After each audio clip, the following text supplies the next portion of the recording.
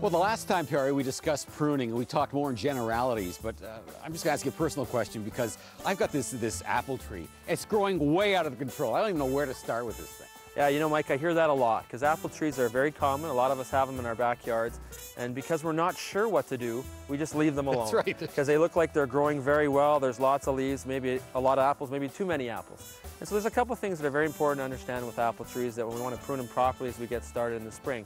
And now is a great time for us to get started pruning an apple tree right before it leaves out.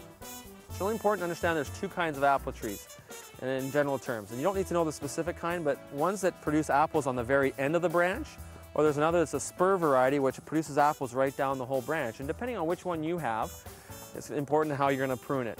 So maybe you have pictures from last year, if you recall what kind of apple tree you have. If you have the kind that produces them on the end of the branch, you have long shoots that look like fast new growth. Fast growth is weak growth, and we're going to want to prune those off or prune them back about 2/3.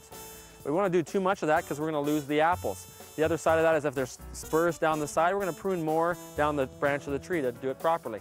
Quite complicated, Perry. Yeah. But he explains it perfectly, and he'll do it again next time on Classic Landscaping.